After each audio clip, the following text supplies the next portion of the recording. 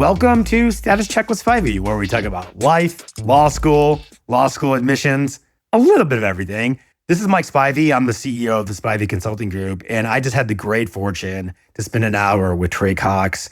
Trey is Gibson Dunn's co-chair of their entire global litigation practice. He's also the co-partner in charge of the Dallas office. Trey has such great perspective on, for example, hiring. He takes a deep interest in hiring. What does Gibson Dunn, what does Trey Cox look for when they're hiring out of law schools? And what do they de-emphasize? And I think part of his answers are going to surprise many of our listeners. We talk about how did Trey select a law school? And he came up with an index of sorts when he was looking at Harvard Law and Yale Law and UVA, where he ultimately matriculated to, and LSU from his home state. How did he come up with his own sort of return on investment and ultimately decide to matriculate to UVA?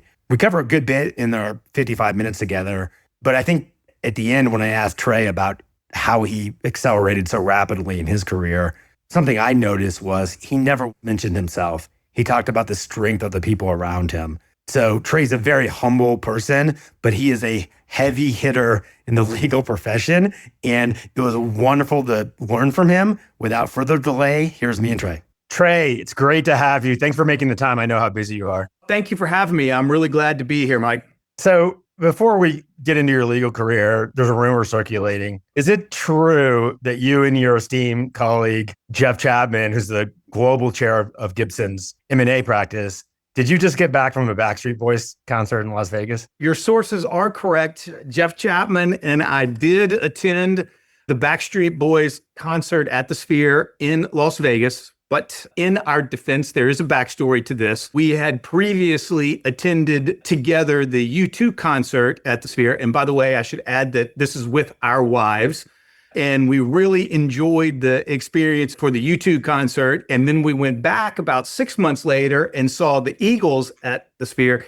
And then the Backstreet Boys, because we're both sort of generationally mismatched for the Backstreet Boys, but I'm in court all day, working, arguing some hearing or something like that. I step out of court at the end of the day, check my phone, and I have something like 42 text messages. And I check like, what in the world is going on? And it is Jeff, my wife, and his wife all going back and forth. The Backstreet Boys are at the Sphere. We should go. We should go. And before I could even pipe in, everybody had agreed, and we were all scheduled to go with tickets and hotel rooms to the Backstreet Boys. So that's how Jeff Chapman and Trey Cox ended up at the Backstreet Boys. I was recently in Las Vegas and stayed at the Wynn overlooking the Sphere or the Encore, and it's amazing. I know why you mentioned your wives. You don't want any allegations of untoward Coldplay-like activity. I know Jeff and Kim very well. Jeff's a close friend, and I think you will relate to this. Jeff's the kind of guy, I could do him one half of a favor in my lifetime. He could do me 500, which he has, and he would remember it the exact opposite. He would think he owes me when he's given me 25 years of mentorship. I'm really appreciative of everything you, Jeff, and Gibson has done for our little firm too. Glad to do it. And I will absolutely agree with you that, I moved over here to Gibson 5 years ago, and the absolute most sort of serendipitous friendship, and especially, when you're a 50-year-old guy, there's not a lot of new friendships, sort of deep friendships that you make in life. But moving over here and starting my friendship with Jeff Chapman and just the wonderful human being that both Jeff and Kim are is one of the real benefits of moving to Gibson Dunn. Well, Jeff tells me you're the most powerful guy in Dallas right now, so let's get to you. Well, that hurts Jeff's credibility fairly significantly. So let's go back in time. What was your interest in law? And by the way, that's a law school application question. Why law? Why the law? Well, it was a fairly easy decision for me. I played football in college, and I took my meager athletic talents. I know this about myself. I'm a competitive person, and I took my meager athletic talents as far as and as long as they would allow me to compete, which is at a Division III football program. And I said, okay, well, I need to decide how I'm going to continue to exercise my competitive nature. And it was either going to be as a football coach, or it was going to be going to law school and doing trial work. And I sort of figured that I was afraid actually of going to coach, because if I went to coach football, I figured I'd love that and I'd be doing it for the rest of my life. And so I thought it was probably a better decision to go to law school. And then if law school didn't work out, I could always fall back on coaching. So that's how I ended up going towards law school. And also why litigation over transactional, right? Because you wanted to compete in the courtroom. Yeah, I wanted to compete in the courtroom. I enjoyed the challenge of that. I had reasons to believe that I would be a reasonably good advocate. I thought that's where my talents and my interests were. I have to ask you a question aside from anything that we're going to talk about. I get to steward a firm of 40 intellectuals. You just chatted before with our president, Anna Hicks-Hacko. If I go become a college president, she's going to be my defensive coordinator, but she doesn't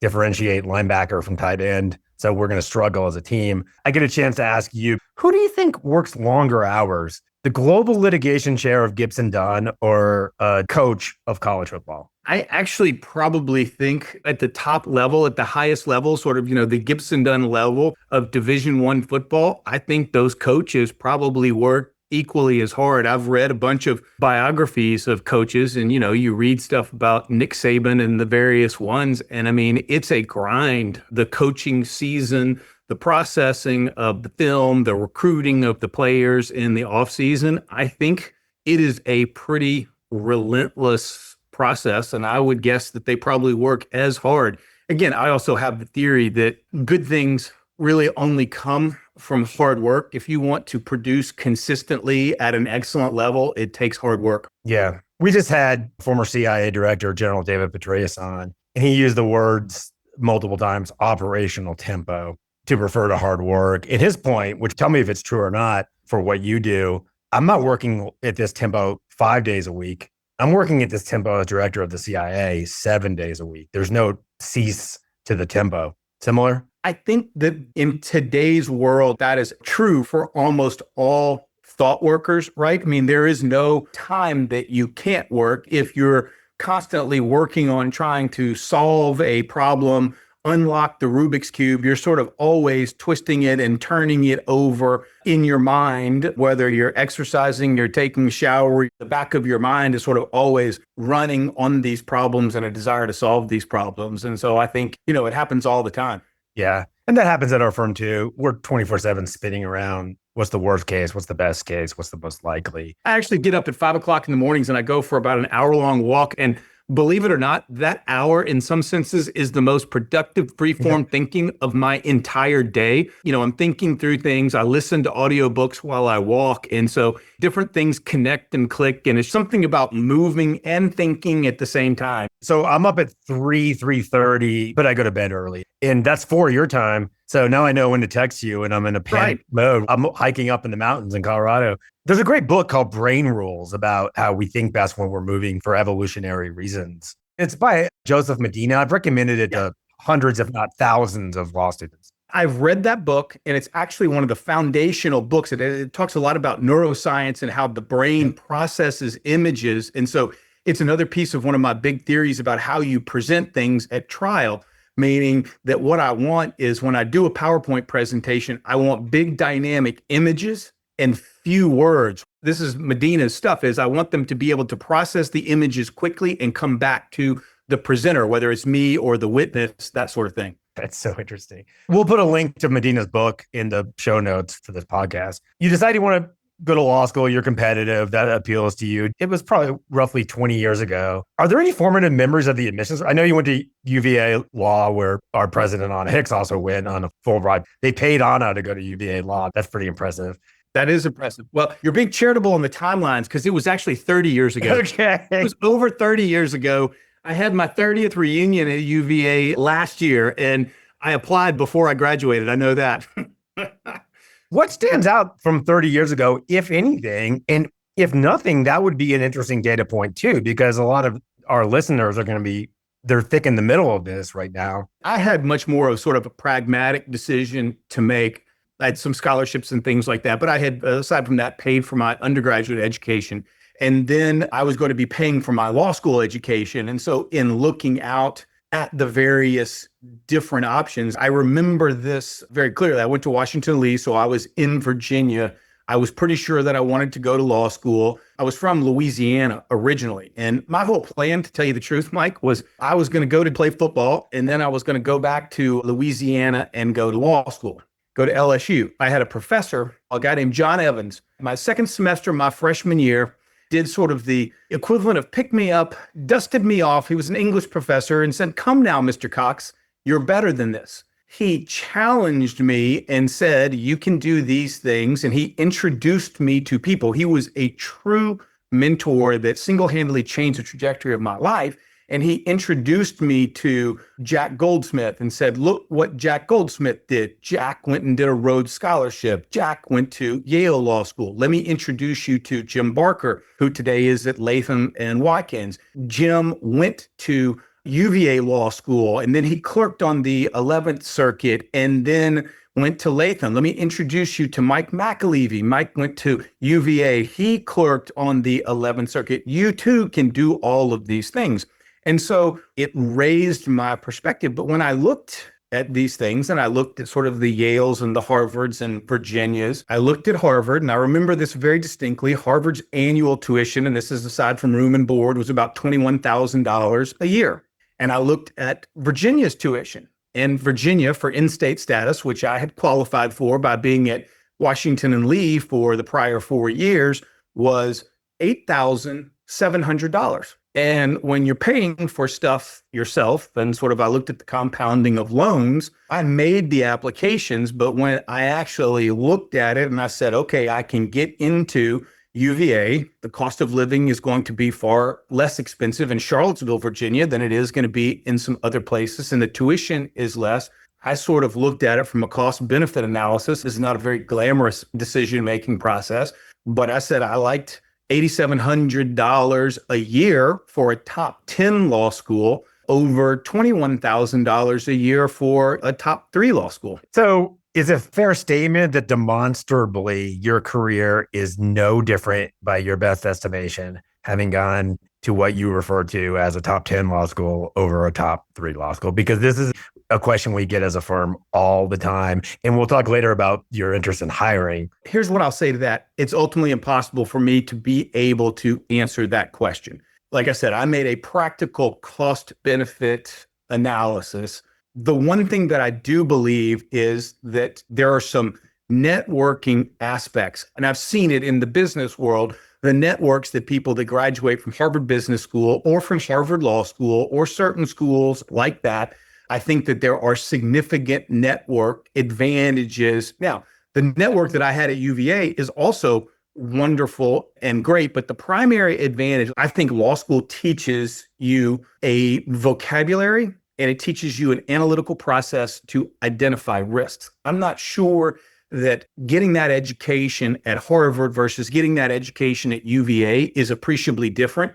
The question in my mind is whether the people that you have the opportunity to meet and associate with and the trajectory of those people's careers and connections, whether that would provide you an appreciable advantage. I talk to a lot of people about this, but the other thing that I would add in terms of how you select a law school is you need to think about where it is that you want to work. And the ranking of your law school does have or can potentially have some geographic limitations. If you graduate in the top 2 of your class from almost most any law school, I think you can probably go and you can try to extend your geographic boundaries. You graduate number 1 at Minnesota, which is a very good law school. I think you can call firms in LA and DC and New York and say, I graduated number 1, number 2, number 5 at Minnesota. And you can go to those cities and you will be given a fair opportunity. If you're at Virginia, Harvard, Yale, Chicago, I think the entire United States is what your geographic opportunity is. If you graduate from LSU Law School, maybe if you're number 1, you can call up the firms in Texas, Houston, Dallas. And I'm not criticizing LSU. It's a very good law school. They're moving up the rankings, I believe, as I understand it. They have a very good new dean, but it's harder to knock on the doors of an AmLaw 10 law firm and say, I graduated from LSU Law School in the top 3rd and get an opportunity to join a New York or a Los Angeles law firm. You can still have plenty of opportunities in Louisiana and other places. I am sure there are certain law schools that are going to position you better, more traditionally for a big law type of job and career. And there's a second twist to everything you just said that I do want to click on. Before we began this conversation, were you aware that UVA is now ranked higher than Harvard in the U.S. News rankings? Actually, I saw that, and the new dean at Virginia came and spoke to us probably about 4 months ago. Now, I think we're higher than Harvard. I think we're now number 4 in the country, but I also believe the way the rankings are done now, I think there's about 4 law schools at number 4, aren't there? There are multiple ties throughout the rankings. But the point that I love to make, I put Jeff Chapman on the spot. I asked him if he could do this. I probably asked anywhere between 200 to 500 hiring partners who would know more than anyone. Can you name the top 10 law schools? And they can't. Not a single person has yet to get it right because they tend to think about the schools when they went to law school. And so what we tell law school students is if there's a 1-year change in these arbitrary rankings, the metrics of which, how many seats in the library, how many librarians the students, might make sense to some people, but make complete, utter nonsense to other people.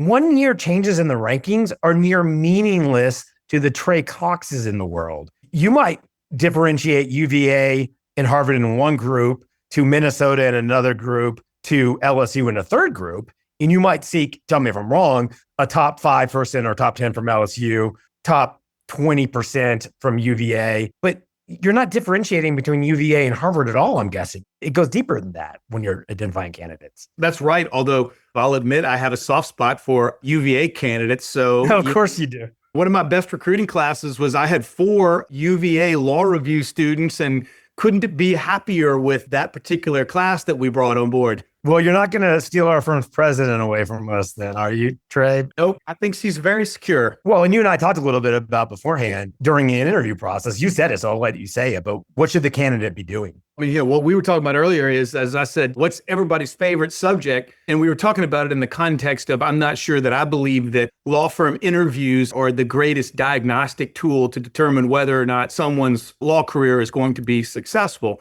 But if you're going to do an interview and if you want to execute a successful interview, everyone's favorite subject is themselves.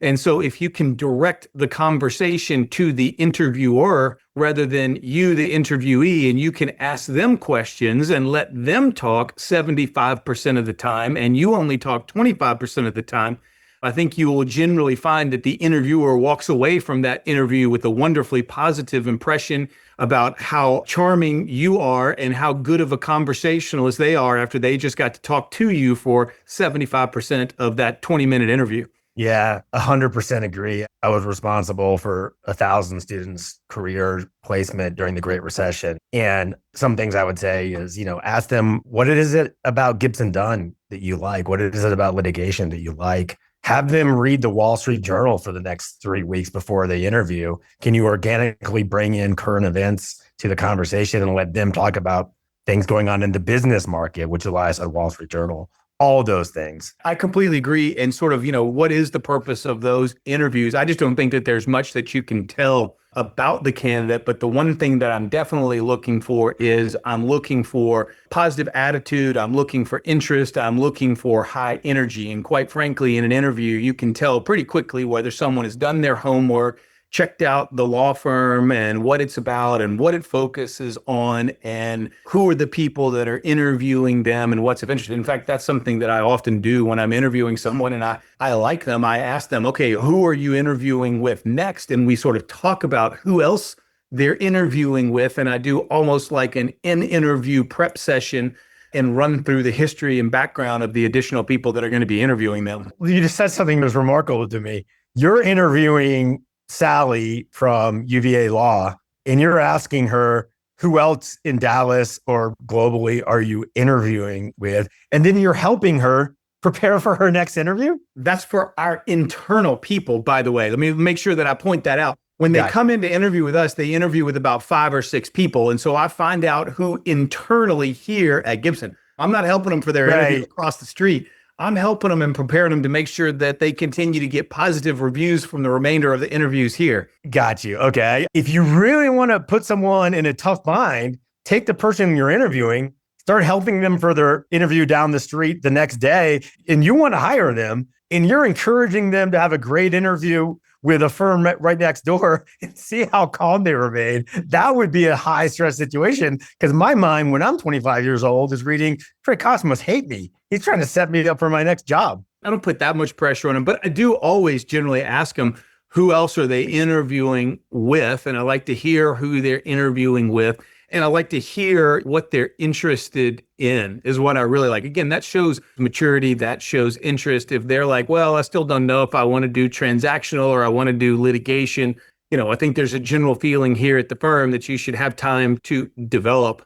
And that's fine. I sort of view it as these are at least 23, 24-year-old individuals. They should have a better plan about what it is they want to be when they grow up. Yeah. We tell our clients at the bottom of your resume, have a skills and interest section because it's not going to hurt to humanize you. But also, if you put Dungeons and Dragons on your interests and the person interviewing you happens to play Dungeons and Dragons at 50, welcome to your job offer. Or in my case, college football or high altitude trail running. We are evolutionarily hardwired to be drawn towards people that we feel comfortable and are similar to ourselves. I think that's very good advice. I completely agree with that. That's one of the things I also like to ask. I care much more about where'd you grow up? What do your mom and dad do, right? I'm trying to understand a little bit more about their foundations. I interviewed a kid today, and I say kid, I mean, he's 25, 26 years old. He's a kid compared to me. His two parents were doctors, no lawyers in his family. They're clearly educated. They had gone to graduate school. They had had successful professional careers, and he had gone sort of in a completely different direction into the law. But it was very interesting to talk to him about his progression and his development and how he got there from his upbringing. And to be clear, if the candidate says, I never met my dad and my mom is a recovering alcoholic, you want to know that too, because it shows grit is what it shows. And I grew up, I had two parents and we weren't the richest people in the world or anything. I mean, they gave me and my brother a very nice upbringing. They stressed to us the importance of education and self-reliance and sent us out into the world. I was sort of given a very large ball and told not to drop it. Right. I didn't have anywhere near the level of challenges that the candidate that you're describing. And if that candidate can do as good as someone who had every advantage in the world, I want to hire that candidate. I tell everybody here is I like a little mutt in the dog, right? I don't like the perfect pedigree. I mean, I'm happy to have the perfect pedigree, but I also like to see someone who survived, someone who fought, someone who had overcome very hard things. That's somebody that I'm going to take a very significant, very special interest in and help develop. Yeah, if they've been knocked down 6 times and they've gotten up 7, that always stood out to me as an admissions officer. I completely and wholeheartedly agree. And I actually think that's a unique skill set, and it is extraordinarily hard to overcome. Part of it is it doesn't have the family support, or it doesn't have the mentor like I had in college that picked me up and dusted me off. Like, that's somebody who can do it, and just think how good they do if they had the support, they had the buildup, the development, the vision, the assistance in visioning things that I had along the way. I also want to thank you for saying that's unique and not that's very unique. A pet peeve of mine is when applicants say something is very unique or somewhat unique, because unique is binary. It either is or isn't. So you would get admitted to Spivey Consulting Law School based on accurate terminology. When you were at UVA, is there any moment that stands out that was particularly nerve-wracking to you, or alternatively, particularly transformational as far as how you got to where you are today? I think that probably the best thing that I did throughout my UVA process, they had what they called the William Minor Lyle moot court competition. And the moot court competition at UVA is something that takes place over your entire law school career. And you start with, your first semester of legal research and writing, you write your memo. Then the second semester, you do your brief and you do an oral argument. And then you do the oral argument and they select, I can't remember whether it's 32 or whatever, to actually make it to the second round. And so you'll continue on in your second year at law school. You pick a partner and then y'all team up and you do it the whole time. And so I think I told you I went to Washington Lee undergrad. And I was an English major. I was captain of the football team. And then one of the women that was there with me from WNL at Virginia, she had been the captain of the soccer team, and she was an English major as well. And we had been good friends. And so Elise and I teamed up as the team and continued on throughout. And we were fortunate enough to argue in the finals, which takes place in the second semester, your third year of law school. And we had Judge Easterbrook come in from the Seventh Circuit, and we had the Chief Justice of the Indiana Supreme Court. And I can't remember who the third judge was, but big deal. Our opponents were two people who, interestingly, had been in my original small section first year of law school, Julia Rasnick and Diane Long at the time. We did all of this argument, and the whole process was you had to write multiple briefs, you had to argue, you had to answer, you had to keep getting up there and keep doing things. Especially your third year, you did it in front of the whole law school. So, it gave me opportunity to really test whether what I think I like to do is stand up in front of people and talk. But the finals of the William Minor Law Court competition, the winners, based on the brief and the argument, were Julia and Diane, my first year section mates, and the best oral advocate was Elise Darden, my partner. So the only one who didn't have prize out of that was me. Of course. I think it's very important if you're going to choose to do litigation or you're going to choose to do the law or really any sort of professional career. There are going to be ups, there are going to be downs.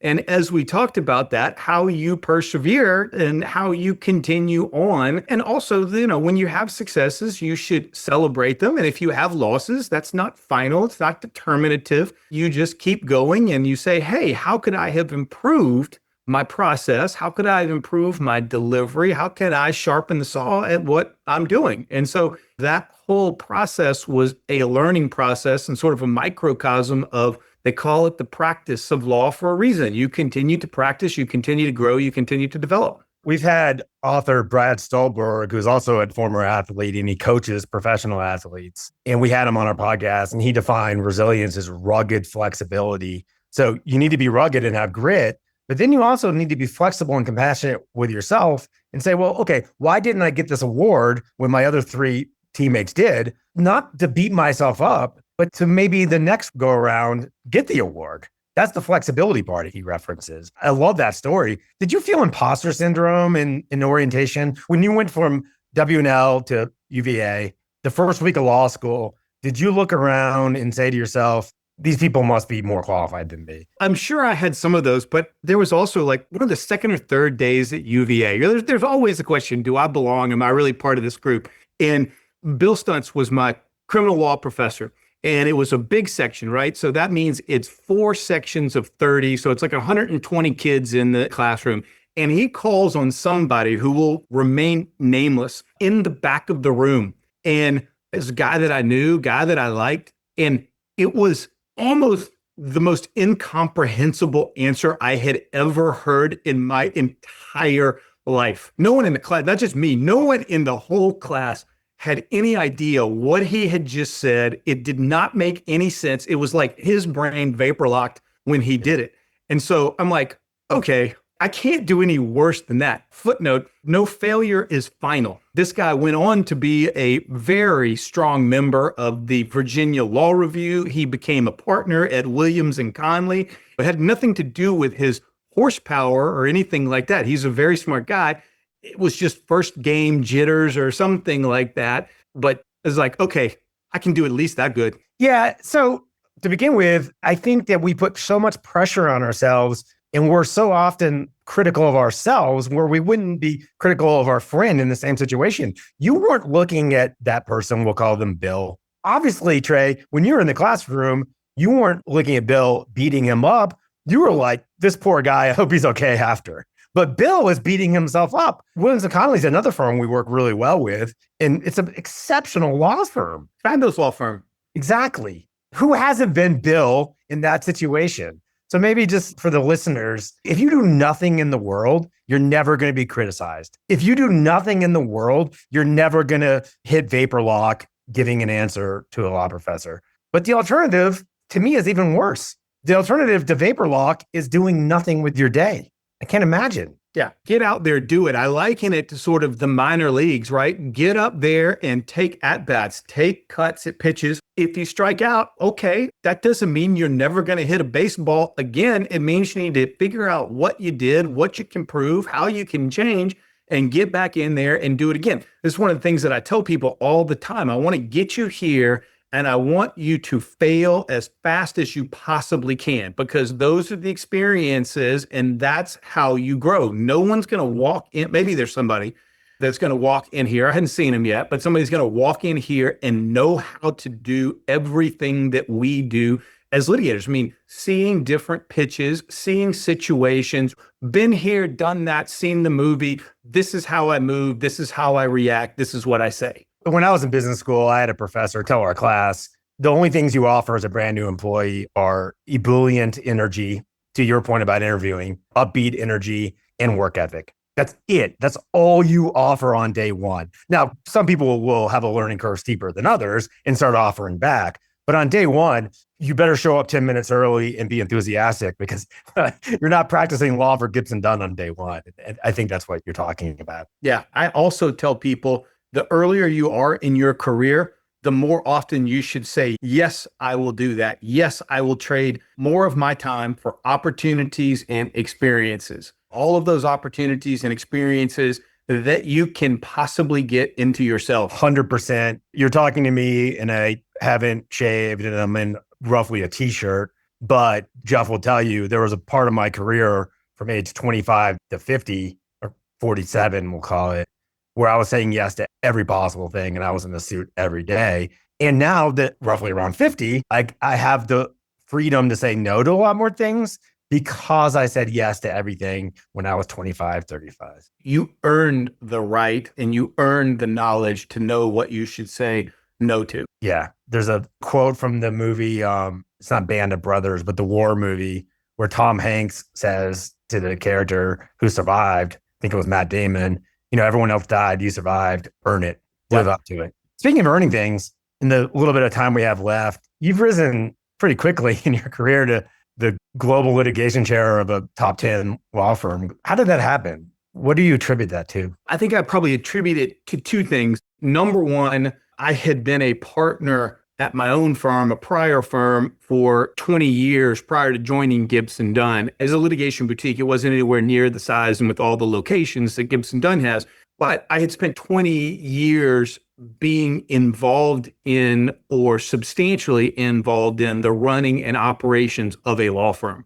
And so all of the different things that you confront in sort of the operation of a law firm, business development, personnel, hiring, management, visioning, all of those things, I had been involved in and had a pretty significant amount of experience in, which is to say I had failed faster than most people here at Gibson Dunn because I had had sort of a unique opportunity to be involved in those things. And so then I moved my practice over. I actually moved to Gibson Dunn, believe it or not, on April Fool's Day of 2020, all of about 3 days into COVID.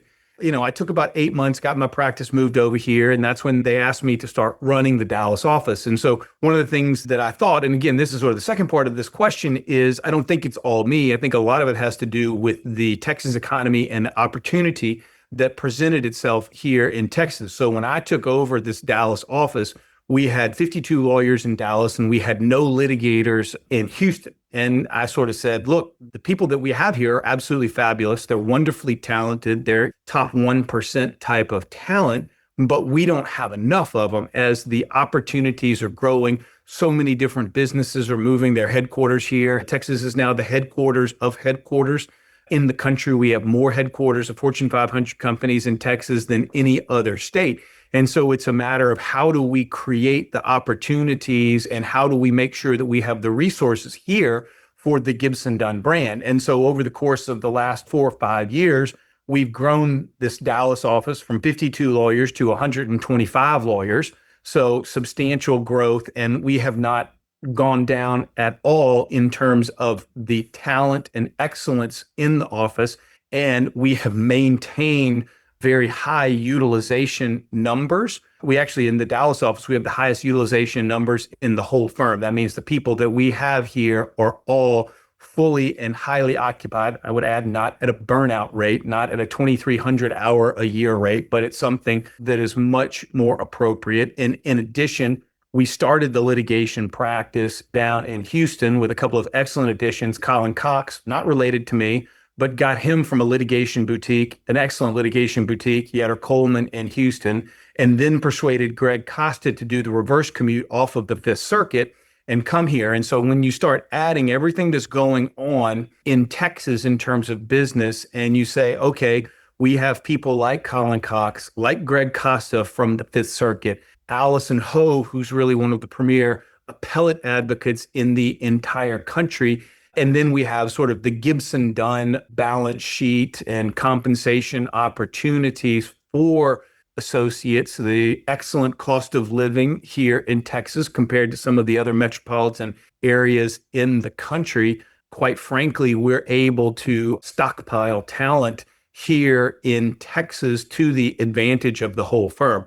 And so all of these things have combined to make sort of the Texas offices here the fastest growing aspect of Gibson Dunn. And in litigation, for the Dallas office, litigation is probably 65 or 70% of the personnel here. And so it's just a combination of different things and opportunities that gave us a little bit of a claim to say that it's a Texas miracle, that we're doing some things right down here, and they might want to copy some of the things that we've been doing. Yeah.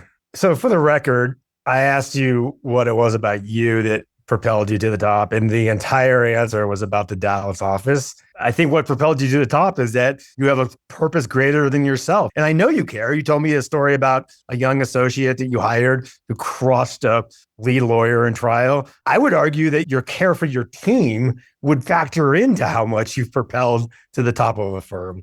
You don't have to say yes or no. I just know that instinctively. Here's what I will tell you. My other path was I wanted to go be a football coach, and I never really got to be a football coach, but I do have 3 daughters, all of whom I coached at various stages in their basketball careers. And so I coached a bunch of girls' basketball teams. And my first year that I coached, we were 12-0. They were awesome. I had to throttle these girls back during some of the games because they were so far ahead. I got 3 passes before anybody shoots, no fast breaks, all that kind of stuff. And at the end of the season, I said, I'm pretty good at this coaching stuff. I know what I'm doing here.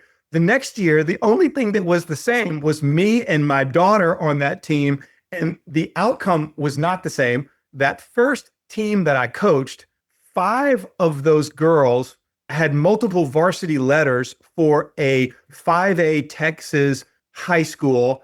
2 of them were D1 athletes at schools. And so I now understand that great players make the coach look really good. And so I am very focused on great players because that's where it all starts, is on the talent of the players and the people around you, right? There's no way I could accomplish, or we could accomplish, the things that we can accomplish without all of the talented people that we have here. 100%. Even though we're called Spivey Consulting Group, 13 years ago, it was me. And that's when we were weakest as a firm. And now there's 40 consultants and people on our team. And we've never been stronger than we are today. And it's because we brought in people much more talented than me who can do things that I can't. I mean, in year 1, I think our revenue was $38,000, Trey. Yeah. Revenue, not profit. The way Washington and Lee, the way it's grown and the way it's improved, and the same thing with UVA. I'm very glad that I got in when I did. I'm not sure that, given what the standards are at both of those institutions of higher learning, that either one of them would still allow me in today. They'll still ask you for fundraising money. I'm sure of that. Final question. The cycle is beginning in a couple of weeks. You can submit your law school applications.